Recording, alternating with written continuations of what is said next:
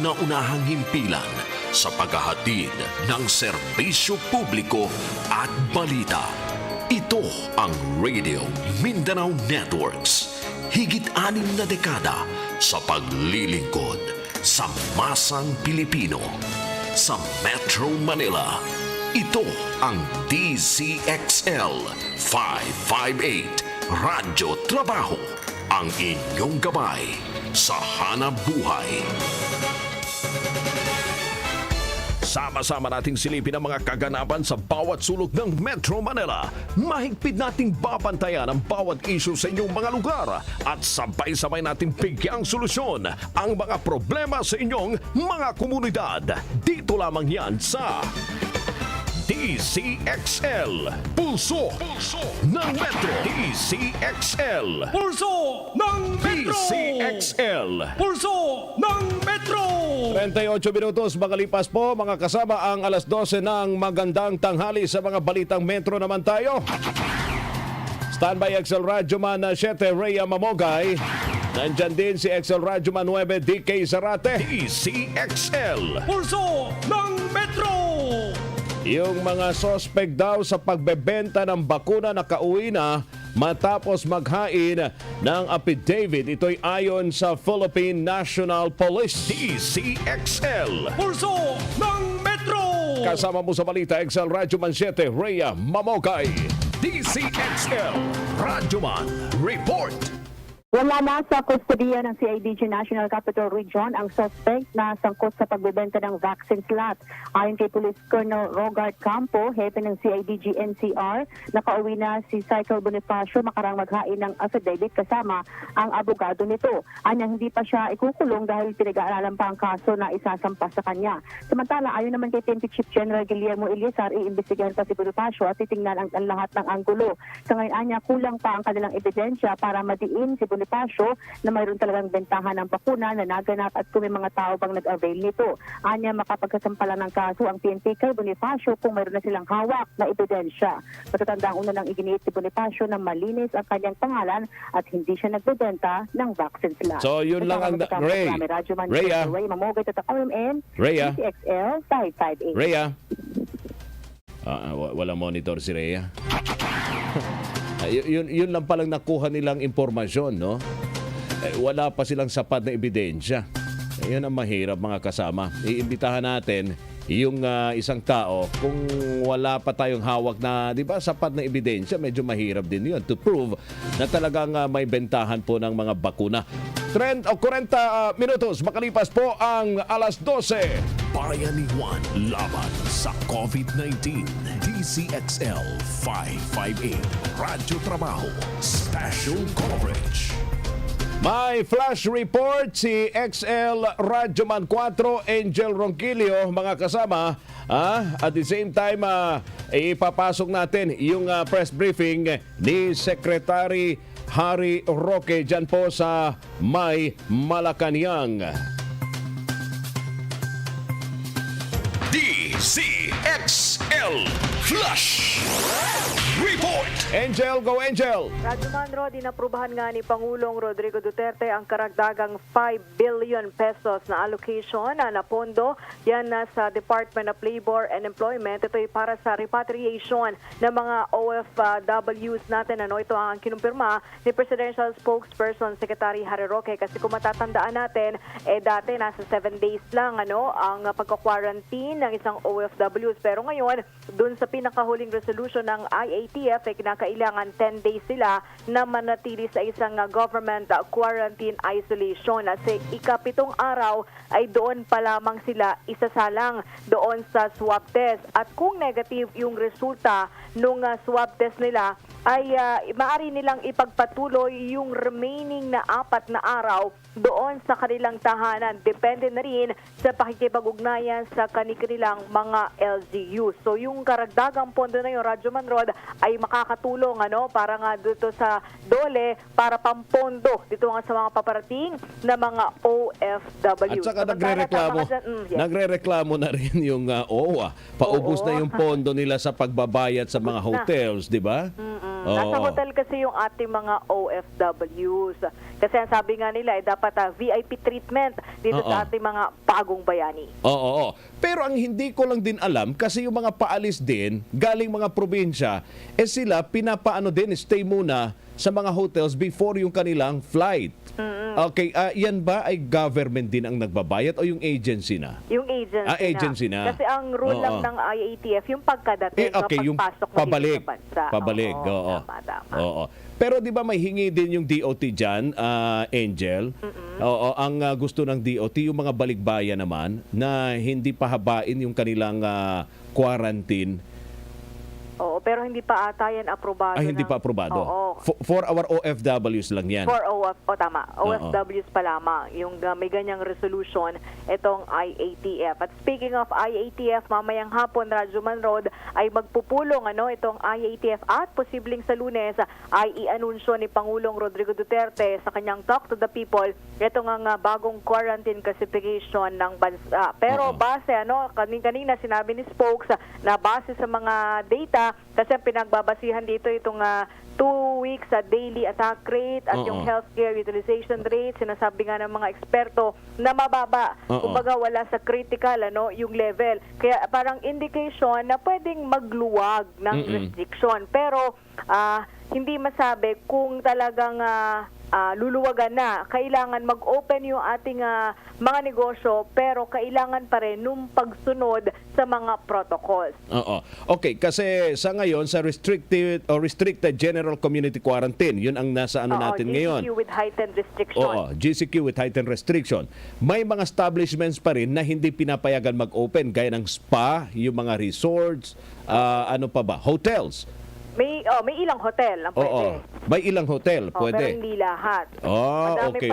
Marami pa yung sarado, Radyo Manrod, So yun yung mga posibilidad na baka mag-open up na rin yung mga sektor na hindi pa bukas ngayon, pero kailangan pa rin sumunod sila sa mga protocols. Kasi gusto nila slowly but surely. Pero modified na ba o tatanggalin lang yung restricted? Hindi natin masabi yan. Malalaman natin mamaya. Kailangan nating hintayin ring ng rekomendasyon nito mga eksperto. Ang IATF kasi ay collegial body. So kailangan pa nila itong pagdiskusyonan at ito ay kinakailangan pang aprubahan ni Pangulong Rodrigo Duterte. Even the MMZ, di ba? The Metro Manila Council, yan din ang gusto nilang irekomenda sa Interagency Task Force na luwagan na rin. Yung restriction. Kumbaga pagbuksan pa yung ilang mga sektor ng negosyo. Kasi nga, kailangan yan ngayon, Radyo Manrod. Kasi kung hindi ka mamatay sa COVID, mamatay ka naman sa gutom. Yun ang sinasabi dati ng mga driver Oo, diba? Nung binuksan na nga ng pakonte yung ilang negosyo at pinayagan na rin yung mga public utility vehicles, pero in limited capacity. Sabi nila kung ganun lang naman magugutom pa rin kami. Tama.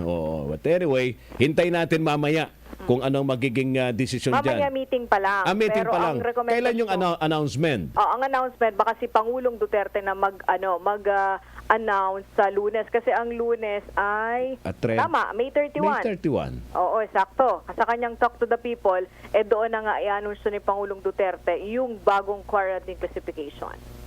Pero para live pa natin, kaya pa? Kaya pa. Sige, pakinggan natin mga kasama ang nagpapatuloy na virtual press conference.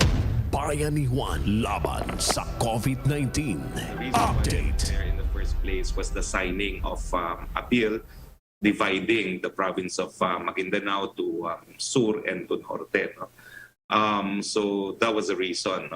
But the president has always been consistent that he leaves the issue of extending the transition period in the BARM to Congress, and that both the BARM officials and the local government officials should coordinate closely with our senators and our congressmen.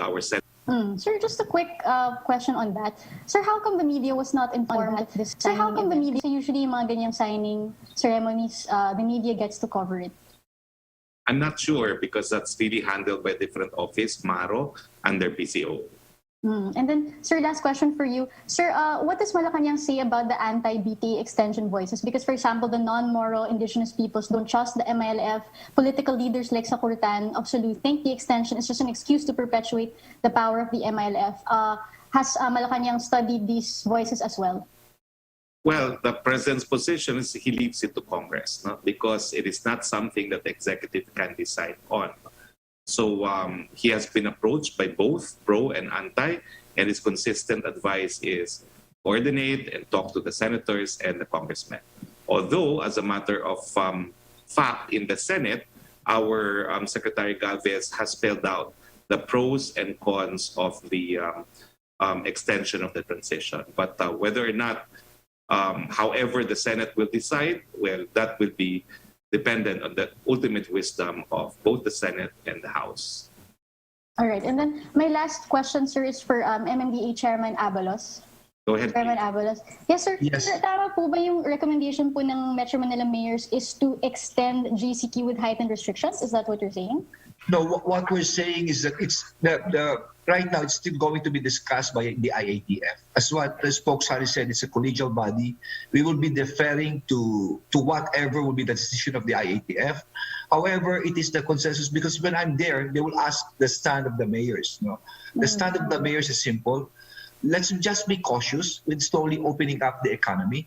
It's been, it is what has been done before during ECQ up to now. No, sayang naman yung gains, andito na tayo.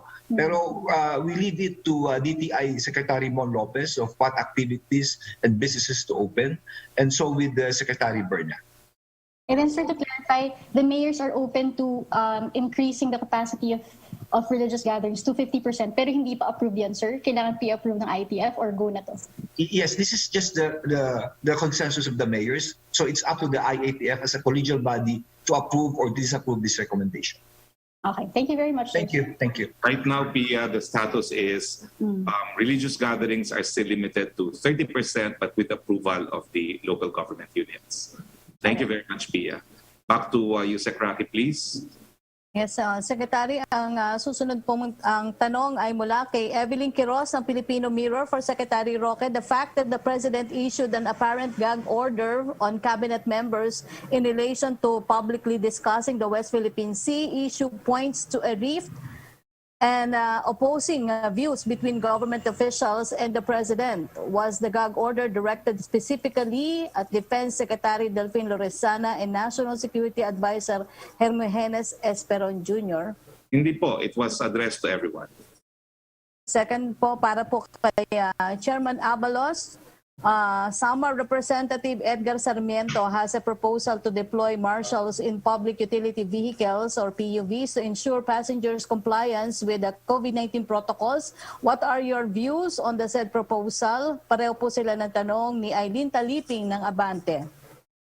Well, we'll discuss this with the DOTR Secretary Tugade. No? As I've said before, even with the public utility vehicles, we have the manpower to assist the OTR. Thank you. Adagdagan lang po, no? Nagkaroon din po ng statement dyan si Secretary Tugade.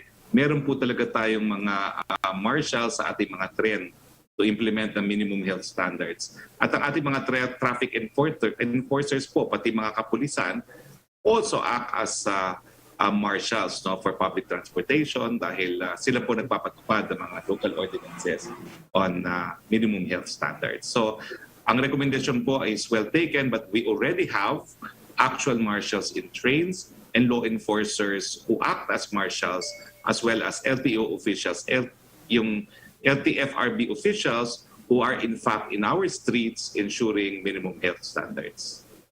Question from Eileen Taliping of Abante tonight. May isa daw po party list organization na nag-celebrate ng kanilang anniversary sa isang beach resort sa Cebu. Dinaluhan ng ilang congressmen at local officials, maraming tao at nagkaroon ng sayawan na pinaniniwala ang pwedeng naging dahilan ng super spreader.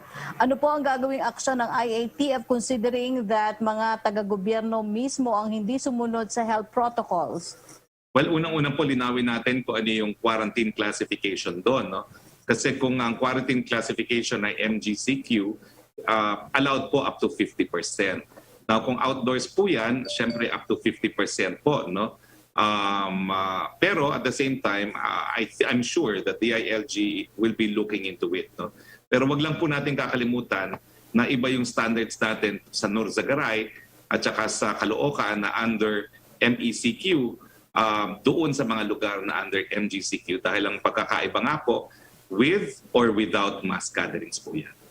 Opo, thank you, Secretary Roque. Susunod na magtatanong via Zoom si Ivan Mayrina ng GMA News. Go ahead, Ivan. Good afternoon, Sec. Good afternoon, Chairman Abalasur and Dr. Herbosa. Kagabi po, pinalutang ni Senator Bongo yung concern ng mga marino, yung mga seafarers at gayon din mga OFW tungkol sa bakunang ituturok sa kanila. May hesitancy on their part, not because they're being choosy, but because the brand of the vaccine that they're going to get jabbed with is a requirement dun sa host country nila or kondisyon para sa pag-renew ng kanilang kontrata. Pakilinaw nga po yung naging tugon ng Pangulo, hindi lang po naging malinaw sa akin. Wala pa po, pag-aaralan po. Ang sabi naman ng Presidente, there may be basis for the request. And again, explaining the President's position, yung constitutional principle involved po is equal protection of the law. Na dapat all those similarly situated should be treated in the same manner. Pero kung meron naman pong genuine basis for distinction, baka po pwede po. So ang sagot po ng Presidente, neither here nor there, pag-aralan natin. So may posibilidad po na maging exemption o exempted sa ilang beses na sinabi ng Pangulo na dapat walang mamimili itong sektor ng mga OFW at mga seafarers. Kung meron naman pong kung meron naman po talagang basihan at ito'y magiging precondition para sa hanap buhay ng ating mga kababayan, may posibilidad po. Thank you, Sec.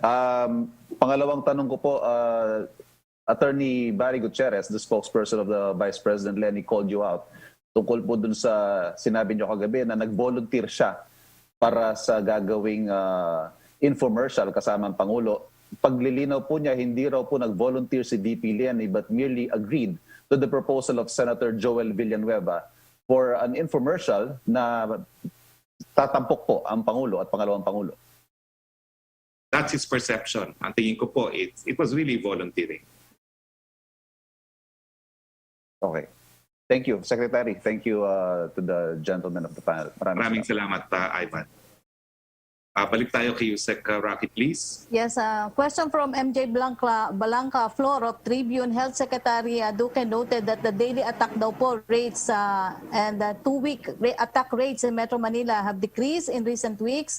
Is the palace considering a more relaxed GCQ and NCR Plus next month to allow the reopening of more businesses? Nasagot ko na po yan under existing criteria. That's generally a basis for relaxation of quarantine classification, but we have to decide considering all factors, including the recommendations of our implementers, our mayors. The DOH is reporting a decline in positivity rate. However, the department is also reporting a drop in COVID-19 tests conducted daily. The country logged record high 67,563 tests on April 14, but yesterday we only conducted 36,630 tests. Is this a cause of concern? Well, titignan po natin kung bakit bumagsak yung average daily testing. Pero remember, kaya po importante na increase testing. Yan po yung solution o partial solution dun sa surge. Pero habang bumababa naman po ang surge, ang positivity rate ay bumababa din despite the fact na bumababa po yung testing. Meron po kasi mathematical correlation. Laban sa COVID-19. Dzxl 558 Radyo Trabaho Special Coverage. At mga kasama, yun po ang update mula sa virtual press conference ni Secretary Harry Roque. Live po mula po dyan sa may Malacanang. Ang oras muna 4 na minutos bago ho ang 1:00 ng magandang hapon. At para maging masaya ang ating buhay, mga kasama, dapat malayo ho tayo sa iba't ibang klase ng sakit gaya ng UTI, tuberculosis, yung may ulcer. Ang solusyon dyan, Xanthon Plus Herbal Capsule. I-Xanthon Plus Herbal Capsule mo na yan. Ito po ay may taglay na antifungal at antibacterial properties na nakakalunas sa mga karamdaman ng dahilan po ay bakterya gaya ng UTI, TB, ulcer at iba pa. Xanthon Plus Herbal Capsule, ang epektibong suplemento para ma-maintain ang kalusugan. At ngayon, available na po sa South Star Drugstore at available na rin sa The Generics Pharmacy ang Xanton Plus Herbal Capsule. Hanapin lamang yung may tatag na Dog Samaritan sa pagbili po ninyo. Sabayan po yan ang pag-inom ng Xanton Vitamin C. Ang non-acidic vitamin C, safe inumin, pampalakas ng immune system. Kaya ngayon na nga, mga kasama, nag-upgrade po ang mga sakit, dapat upgraded din yung pampalakas ng ating resistensya. Mag-Xanton Vitamin C. Ang vitamin C na pinalakas ng Xanton at mabibili sa mga botika. Para po sa inyong reservation, tanong at order, abay po pwede po kayong tumawag o mag-text sa 0927-499-1276 at hanapin si Pareng Ray Albesa. Okay, 0927-499-1276. Look for Mr. Ray Albesa o pumunta ng personal sa Dzxl 4th floor, Guadalupe Commercial Complex, and sa Makati, tapat lang po kami ng MRT Guadalupe. Be happy. Sa mga mahilig naman dyan sa kape, na pero hindi happy kasi yung iba'y nangangamba, baka maapektuhan daw po yung kanilang kalusugan. Abay, narito na po mga kasama ang dahilan para maging happy po kayo. Be happy. Don't worry. Be happy. Kung kayo po ay iinom ng Nature Soya Coffee. Napatunayan po ito ng mga eksperto na makakatulong po itong patibayin ang ating immune system para labanan ang mga karamdaman. Nature Soya Coffee may sangkap na soya, may mangosteen din, may agaricus mushroom na makakatulong na balansehin ang testosterone level ng mga kalalakihan at para maiwasan ang pagkakaroon ng prostate problem tulad ng prostate cancer. Kaya uminom ng Nature Soya Coffee, ang kape na gagabay sa inyong kalusugan at available na rin po sa mga botika. Ako pag umiinom ako ng Nature Soya Coffee, mga kasama, talagang napapa-so. Yeah. Happy. Dahil malusog ang ating katawan. Opo. Food supplement ba na epektibo naman ang hanap nyo para sa mga diabetiko dyan? Napakarami ho tayo mga kakilala na diabetic. Hypertension, maruming dugo, yung mga may iba't ibang klase ng sakit na ito po'y dulot ng maruming dugo. Nandito ng solusyon. Xanton Plus Gold. Ang Xanton Plus Gold mas pinabisa, mas pinahusay, mas pinagaling. Dahil ito po ay extracted mula sa ampalaya, may mangosteen din, may malunggay, garlic at spirulina.